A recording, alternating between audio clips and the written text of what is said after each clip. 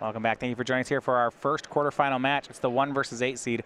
Not often in the top 8 of a tournament that you get the two biggest names hitting in the top 8, but that's what's happened here. Todd Stevens was really pacing the field today. First player to lock his spot in the top 8. For Austin Bursavich, a loss in round 14 made him believe that he was out of the tournament, but thanks to some tiebreakers at the end, he slipped into 8th place and has earned this matchup. And both players keeping on 7. Todd on the play will be playing Birds of Paradise. His deck has a lot of power on 3 mana. The green-white deck has been built for this weekend. Yes, really heavy on 3 mana creatures. You have your Knight of the Reliquaries, 4 copies of Courser of Krufix.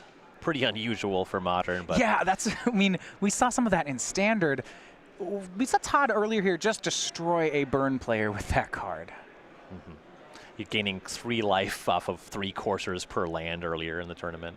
Yeah, so on that first turn, Birds of Paradise is struck down by a Tar Fire in Austin's hand. I think it's going to be pretty common in this matchup that the Noble Hierarchs and Birds of Paradise won't survive to the untap step. Though another strength that I didn't mention about Steven's deck, he does play his own Tarmogoyf, and with the birds getting Tar Fire, that's an instant and a tribal for Todd. Now a choice here. He had Voice of Resurgence and Tarmogoyf. He chooses to go for Voice of Resurgence. We ship back to Bursavich. No third land for Todd, but he has a lot of great 2-drops here. And especially if his opponent's on a mono kill spell plan, Voice of Resurgence is a real pain. Yes. Fatal pushing that one doesn't feel too good. Inquisition of Kozilek will get a look at Todd Stevens' hand. It is a trio of 2-drops. We have Tarmogoyf, Tarmogoyf, Scavenging Ooze, and if he draws a land, he has access to Knight of the Reliquary. All of these cards are quite good in this matchup. There's really not bad options. Depends on the makeup of Bursavich's hand what the best pick is. The highest ceiling is Knight of the Reliquary. We'll find out how Bursavich feels about it. So it's possible if Bursavich has maybe another Tar Fire effect, he can leave Knight of the Reliquary in the hand. I mean, Todd doesn't have any lands in graveyard just yet. If the land that casts it is a fetch land, he'll feel pretty silly if he takes that line. So Austin counting this one out. He's going to pick a Tarmogoyf, and that makes sense. With right now, already, we have creature, sorcery, land, instant, tribal. This is already a 4/5 for 2. Though Todd will have a second Tarmogoyf for Austin, a Verdant Catacombs, and a pass. Going to be hard for him to kill spell Todd Stevens out of this game. Todd draws Path to Exile, so no land here, but he will make the Tarmogoyf. And just passes. No swing here by Voice of Resurgence.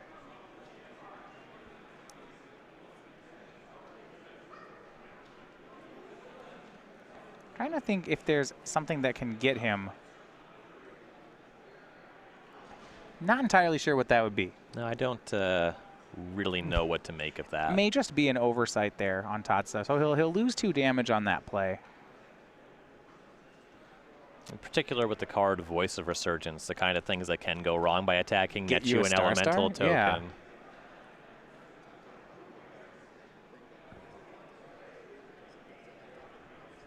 So one of the strategies here, and I think Todd has talked about this, is early on in the game, he doesn't like doing chip damage to Death's Shadow. So this has to do with the card Death's Shadow, and this is the explanation for it. Once Austin gets below 13, he can start casting the card. So it seems like Todd's trying to control the board by getting a lot of threats and then deal damage in huge chunks instead of going 2 at a time. Sure, that makes some sense. It's really a neat, I mean, so this isn't Todd missed it. This is Todd has practiced this matchup a lot and believes this to be the right way to approach it. If he had access to more land drops and a guaranteed way to pull further ahead on the board, I would be more on board with this. It does make some sense, though. I'm not completely disagreeing with the line. Yeah, Ooze and Path aren't bad here. It's really interesting. We see Kolaghan's Command from Bursavich. It's going to target Voice of Resurgence, dealing 2. I believe having Todd discard a card.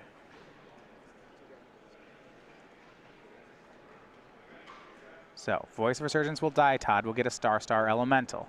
Now he has to pick what he wants to discard. Knight of the Reliquary, Scavenging Ooze, and Path to Exile are options. And it looks like he's going to ditch Knight of the Reliquary. Yeah, looking at discarding the uncastable from hand. Yeah, it's uncastable, and even if he does cast it, it's not particularly impressive. He doesn't have any lands in the yard. That's Austin's whole turns. We go back to Todd Stevens. His draw is Crucible of Worlds, so something even worse with no lands. That one pretty obvious. Yeah, the Knight required the top deck of a fetch land to get around certain removal spells. The Crucible requires the top decking of specific lands to be other than a blank. So now for Todd, he's got 7 power on the board, 8 if he makes Scavenging Ooze. We'll see whether this is enough to start attacking and to get those Death Shadows castable. Well, if he wasn't chipping in for 2, chipping in for this much is a lot more dangerous. I don't know if I even call 8 a chip. This is half of Austin's life total. He goes down to 8. This is the attack that makes Death Shadow really big. Right. I mean, what I do like is that now, you know, 1 Death Shadow from Austin may not be enough anymore. Yeah, Todd has a path for 1 shadow, but he had the path before if it was just 1 shadow. He has to be concerned about double shadow now.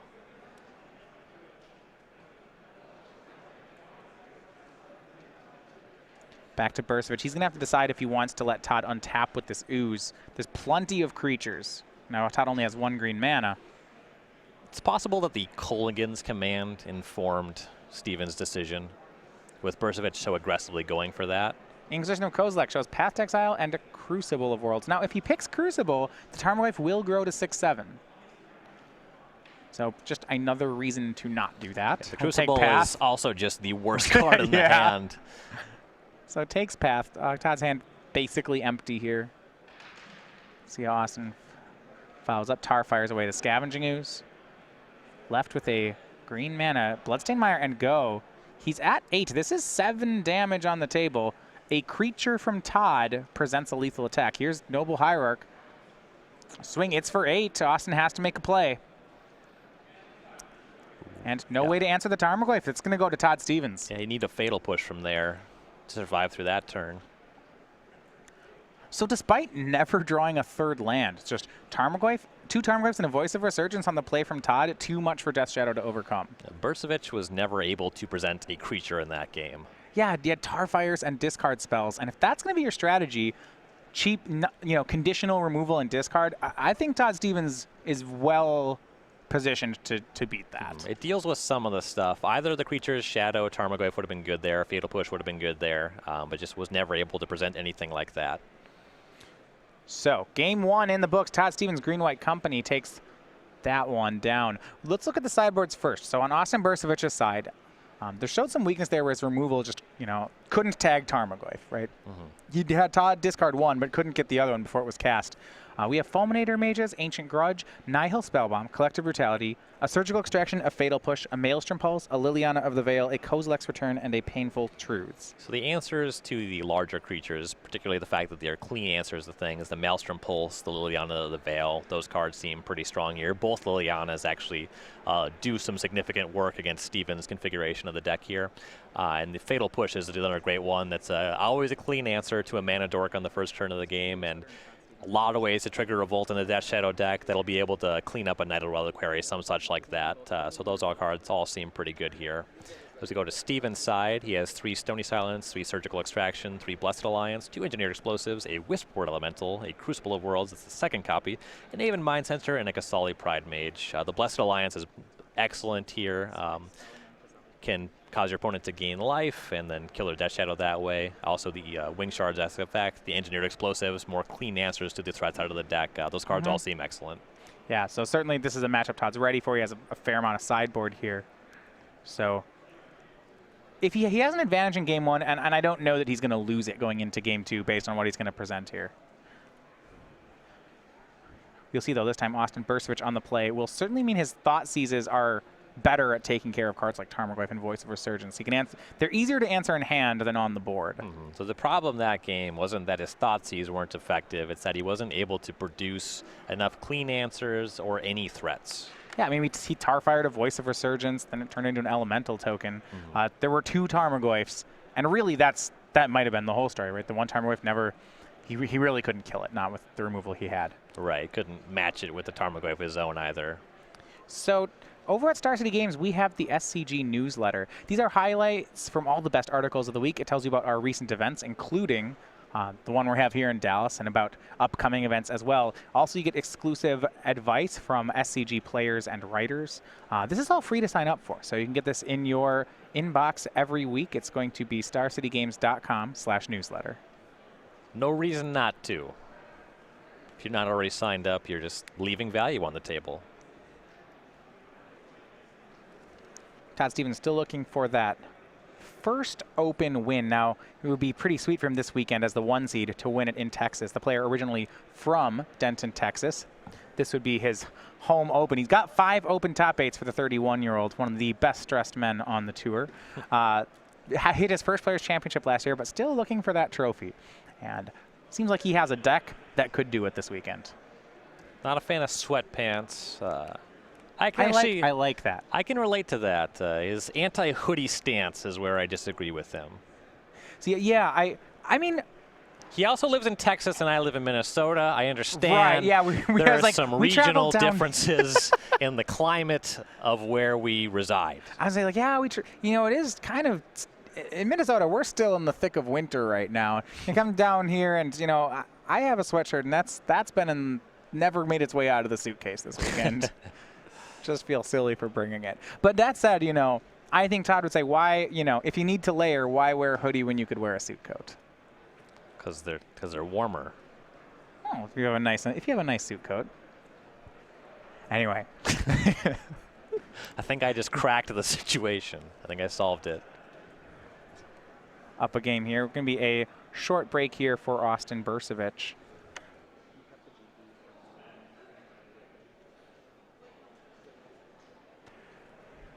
Austin will be on the play for game number 2. The first game there, I mean, Todd's creatures just all feel like must-answer threats, and that's one of the things I like about his side in this matchup. And Bursavich had the wrong mix of stuff. Yeah. So 4 top 8 matches going on right now. We're going to try to watch as many quarterfinals as we can. This one's going to resume in just a second. In the meantime, we're going to tell you about our next event here at Star City Games. It's happening in 2 weeks. It's going to be our Grand Prix. It's Grand Prix Orlando. On March 24th through the 26th, make plans to be part of Magic the Gathering history when StarCityGames.com proudly presents Grand Prix Orlando. Play in the Kaladesh Aether Revolt limited format main event to compete for thousands of dollars in prizes and a spot on the Magic the Gathering Pro Tour. Select the 3-day Infinite Challenge package to compete in all challenge events for one low price, while also walking away with the exclusive Scrapper Champion playmat. All Friday challenges are also Grand Prix trials. Come out early and compete for buys in the main event and more chances to claim a Scrapper Champion playmat. Prefer 100-card formats? Register for the Ultimate Commander package to play in 4 Commander on-demand events and take home a Commander vs. playmat and Ultimate Guard Boulder deck case. And don't forget to come say hello to Grand Prix Orlando's many special guests, including cosplayer Vanessa Martin and an artist alley full of fan favorites headlined by guest of honor Volkan Baga. Be part of Magic the Gathering history. Register for Grand Prix Orlando today.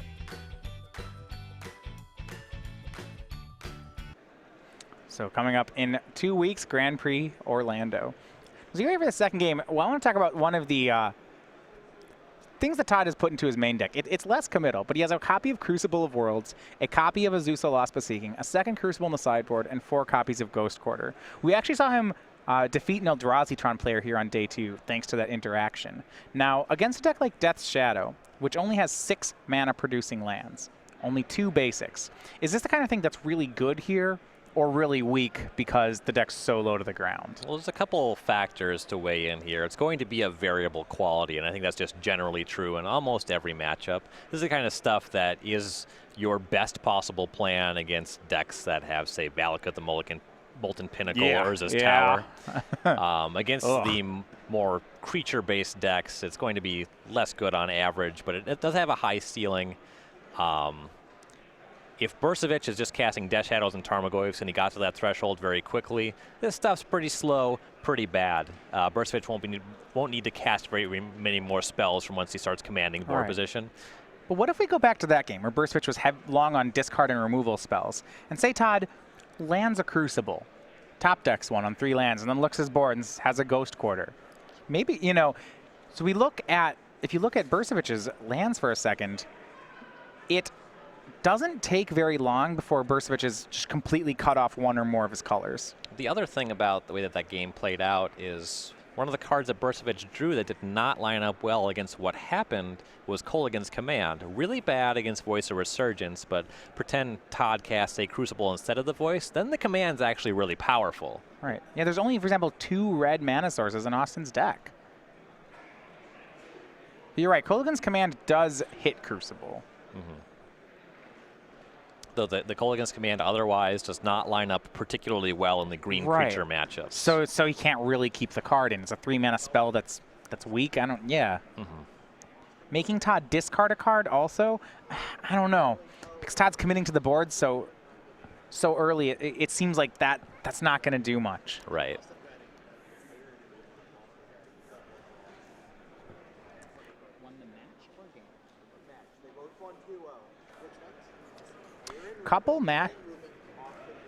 We have a couple results already. We'll get to those in just a second as we're underway here with Austin Bursavich on the play. Starts with a fetch for Overgrown Tomb, cycle Street Wraith.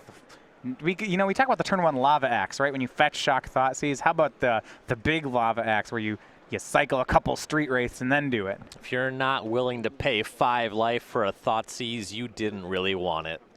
Street Wraith, this one's a little bit more aggressive in terms of the mana life that you pay, but here is a Thoughtseize as well. Bursavich has now paid 9 life on the first turn. Ooh, Death Shadow already online. So we see Todd's hand. This looks pretty good. It's a 1-lander, but it's got a land, Birds of Paradise, Noble Hierarch. So some mana creatures. We have Tarmogoyf on 2, Knight of the Reliquary on 3, Collected Company on 4, and a Path to Exile to back it up. Pretty good stuff. All of these cards are good. Bursavich has to kind of weigh what the game looks like if Stevens draws lands. If you can assume that Stevens doesn't draw lands, then you can just go ahead, Thoughtseize one of the mana creatures, kill the other one, assuming that Bursavich has at least one interactive spell on the table in his hand. I believe there's a Abrupt Decay hanging out there. So if Todd doesn't draw any lands, you go for the mana creatures, you can win that game very easily. You have to be asking yourself how bad taking a mana creature is if Stevens just pulls lands off the top of his deck. Right. I mean, there's a lot of things you'd have to take here, right? Tarmogoyf, Knight of the Reliquary, and Collected Company are all really meaty spells. If you spend your Thoughtseize, taking something that isn't those 3, then you're really missing out. The other part of the equation is what is Austin doing to actually win the game? If he doesn't have much in the way of threats, then he can't really beat a Path to Exile. Right. Even if Austin has a lot of threats, maybe is it right, like let's say he has a Fatal Push and a couple Death Shadows. Maybe can he go do the opposite then? Take a Noble Hierarch, path the bird, push the Birds of Paradise, and then just try to get Todd before he draws the lands. If it's multiple Death Shadows and a Fatal Push, then the line of going for the mana creatures is really inviting. And so we have a couple other results. It's looking to be a quick top 8. The 4 versus 5 matchup between Austin Grady and Kiter Sheen, that one finished. It's Austin Grady on Merfolk, a 2-0 winner in the match. So he awaits now the winner of Stevens and Bursavich. Also, Aaron Rubin playing Death Shadow. He is a 2-0 winner over Ricky Lynn's Ad Nauseam. So there will be no repeat win for the combo deck. We have a Death Shadow in the semis. I think for the burn mirror going on there, a sigh of relief that the winner of that will play Shadow and not Ad Nauseam. Certainly. So he takes Noble Hierarch. He's the very aggressive line, sacrifices the Bauble. Go back to Austin's turn. Going to Abrupt Decay the Birds of Paradise and say go. He's taken both mana creatures. He's hoping Todd misses twice on lands. And of course, of Kruvik's second Collected Company. Austin took a gamble, and it looks like the gamble has paid off. I don't think Todd hit a land on either of the turns. I think Bursavich got a little excited. I believe he missed his Bauble trigger. Ugh, okay. That happened once earlier today. That's the drawback of this card in physical events versus Magic Online. Can't miss it on Moto. Austin, a mostly online player as well. Thoughtseize from Austin Bursavich goes down to 7. He's going to take just the castable cards. Here's Path to Exile, and now Death Shadow as kind of the finishing touch. 6/6. Todd draws Blessed Alliance. If he can hit a land, that's going to play real well. He goes down to 12, though. He's going to have to do that immediately. So Bursavich has picked up a Tarmogoyf, so yeah, that's starting to matter less.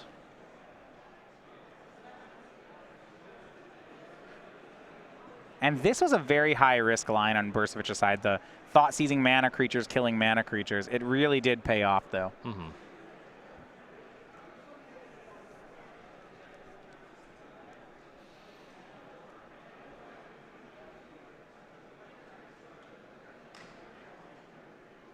So traverse the Ulfin Vault for Bursavich.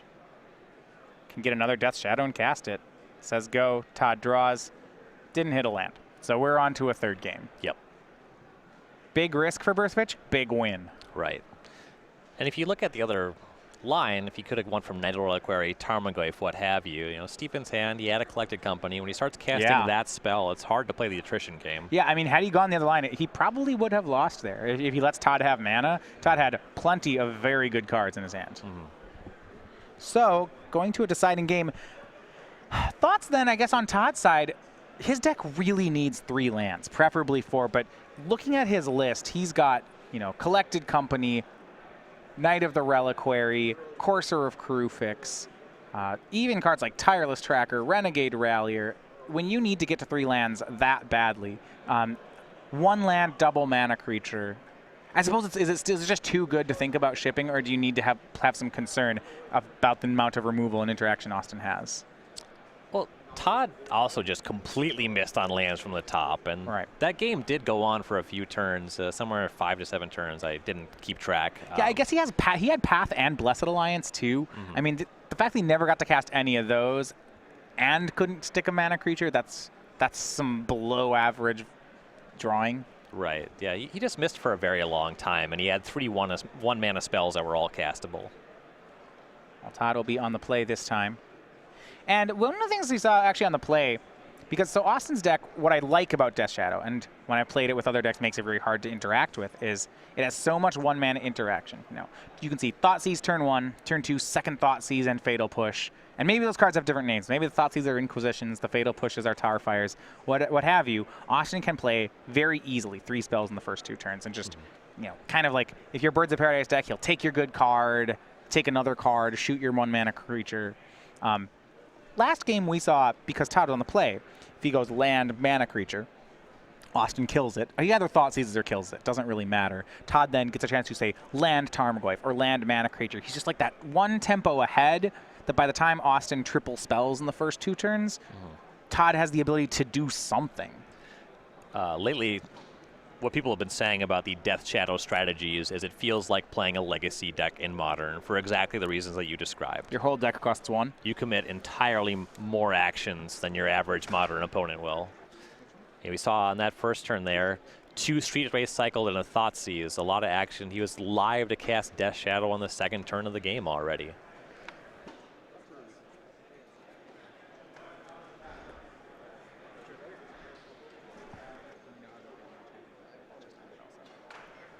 All right, so we have the third deciding game between Todd Stevens and Austin Bursavich. Now, over at Star City Games, as we reach the end of Sunday, that means the end of the weekly sale. All week, we've been doing 50% off select from the Vault singles. You see here from the Vault Angels, Fencer Shaper Savant, Merit Lage. A lot of cards like that on sale. You want to go ahead and check it out. But you only have really until tomorrow morning to do that, because starting at 10 a.m. Eastern tomorrow, we switch over to next week's sale. So head on over for these discounts today, and then next week, check in for our new sale at StarCityGames.com. A lot of sweet foils in the mix there. I got a question for you about Exalted Angel.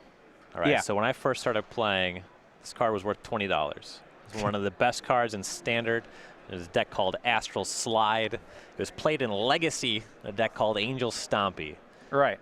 Oh, wow, yeah. Today, I am convinced that this card is not good enough for a cube draft. Would you ever pick this card and put it in your deck? We're talking about in cube or constructed? In cube. So when I first started playing the first cubes, the joke was whenever anyone played a morph, it was Exalted Angel. No, for us it was always Willbender. It's always Willbender? Oh, wow. Your cube sounds way more fun than the cubes I was playing. Kind of like how in Standard, when someone played a morph, you'd be like, that's a Den Protector, right? You're like, no. Baby. It's a Death Misrapture. You hear when we had someone, it was a year ago coverage, on his morphs, he'd written in Sharpie, not Den Protector on them. But the only time I ever cast Exalted Angel within the last 3 years in Cube was as a Gray Ogre against Burn when my curve was too high. Yeah, I mean, there used to be that argument. There's these cards which curve 3 into 4. So, right, Exalted Angel, you play it on 3, and on turn 4, you one-morph it. And it's great. You know, people say that about Call of the Herd as well, right? It's your 3-drop and your 4-drop. And with the way creatures have gone in Magic in the last 10 years, like that's not going to beat anybody anymore. I think Call of the Herd is a more defensible card for Cube Draft than Exalted Angel. Yeah, it is, but not the correct answer is none of the above. Right. Coalition Relic, actually. That's there we go. Yeah, that's something I'm into. Let's just skip 3 and 4 altogether and go to 6. Right. I'm into that. Speaking of going to 6, Austin had to do that this game. Though he's kept on a 6-card hand, he is also on the draw. Really weighing his scry here, one. This turning out to be the last quarterfinal. The Burn Mirror, Burn 1. It was in the hands of Trent Avra, the 7 seed. He was on the draw, but the 9-0 player from day 1. Losing the first round today, but now he is into the semifinals.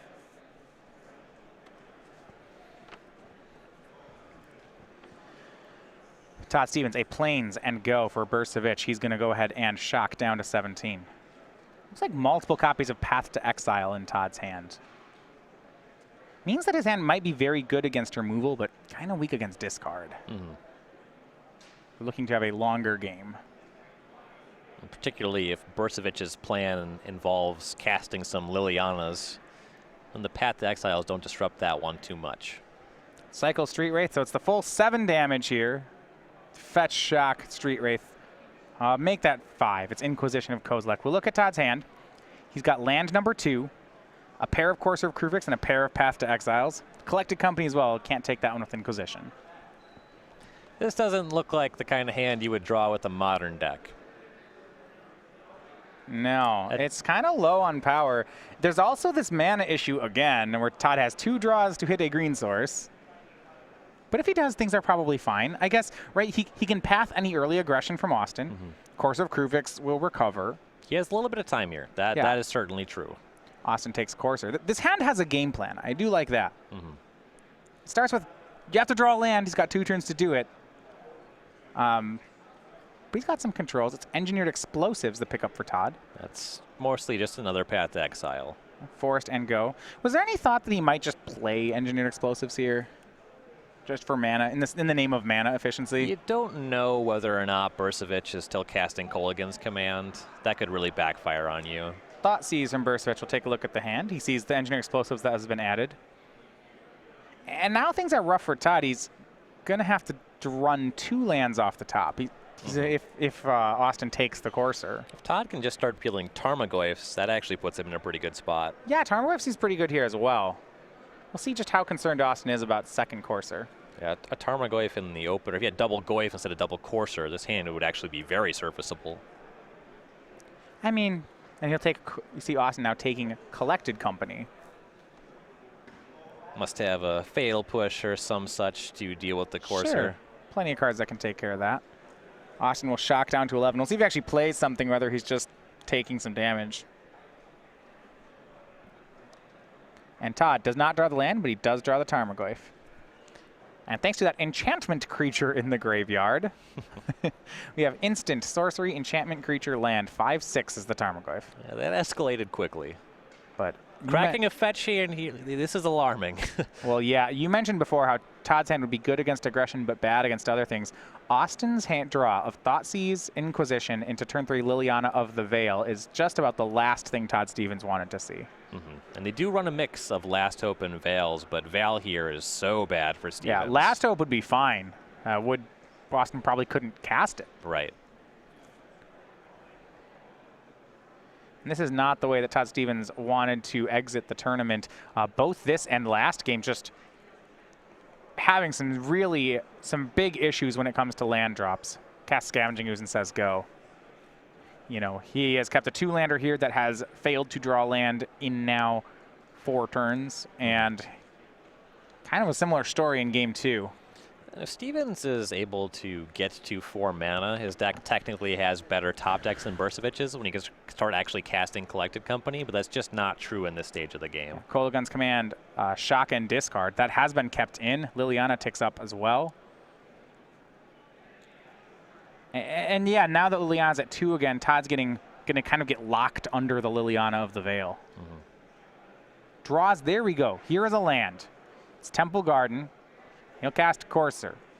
Top card of the deck's going to show. Now, Austin already has the answer ready with Liliana of the Veil. But Todd shows Knight of the Reliquary on top of the deck, meaning he'll put Austin to the test again. Looks like Bursavich has a fatal push, just looking for a way to trigger a revolt on that one. Well, if you -2 the Liliana, then you have a vault. This is easy. Quite the combo. Not exactly what we wanted. Yeah, given that he discarded a fetch land, I assume that he has some way to deal with this Yeah, Courser. it looks like he's eyeing the Abrupt Decay in his hand. He has Abrupt Decay, Fatal Push, and one other card. So he can decay away the Courser,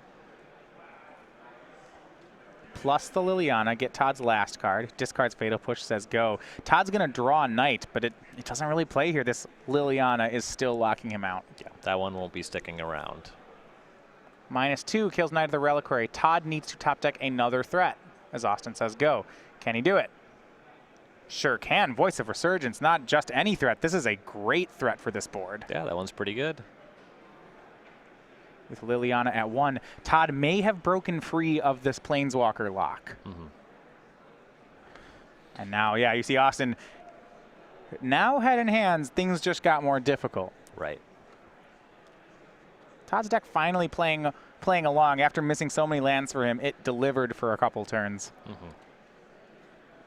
I guess ideally this would have, maybe the other order, voice earlier would have been great, but it still plays here. Right. And now Austin having discarded Fatal Push last turn. It makes me wonder what he kept. He had 2 cards when he plussed the Liliana. Discarded Push. Now he has Thoughtseize. Well, that doesn't feel like it does anything. Yeah, that one's not great. He has Traverse. Looks at the graveyard. We have instant, creature, sorcery, land. That'll work. Street Wraith, Abrupt Decay, Inquisition, and a fetch land.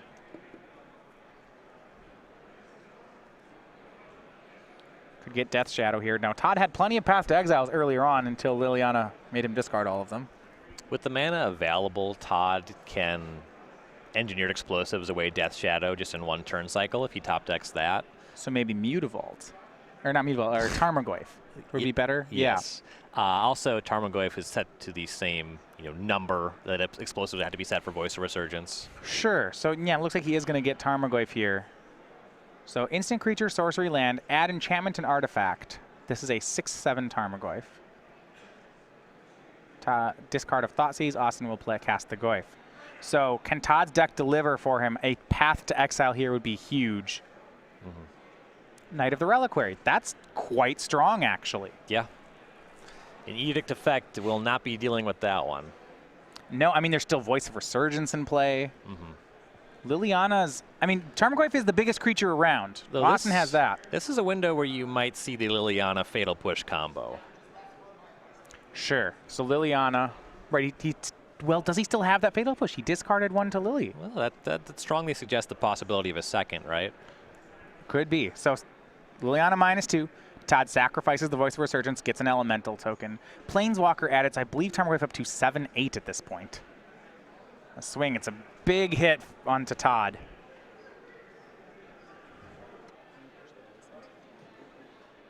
Then, yeah, here's that Fatal Push. Yeah, and Fatal Push on Knight of the Reliquary. Okay, he did have the second one.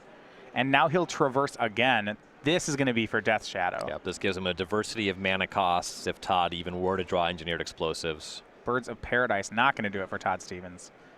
He'll cast, but we have a 5/5 Shadow and a 7/8 Tarmogoyf. Birds opens up top decking and casting Collected Company. Land and a swing. So that means you have to chump block with the Elemental, I believe. Doesn't really have better lines. No, and here's the problem. Even if you have Collected Company, I'm not sure what it hits anymore. These creatures are getting too large to deal with. Something like Double Voice would really gum up the works. Maybe Voice Tarmogoyf of his own. Well, like Double Voice, Double Block, Yep. Draw a creature is actually lethal. Oh, wow. Yeah. Another Birds, though. That's not going to do it. Todd down to 4. He has to double chump block this turn. That takes away the ability to cast Collected Company.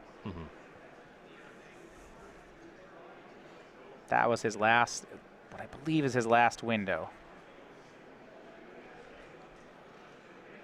Yeah, Bursavich's life total is too low to really be able to Blessed Alliance, and also he's about to go down to lower than 4 mana anyway.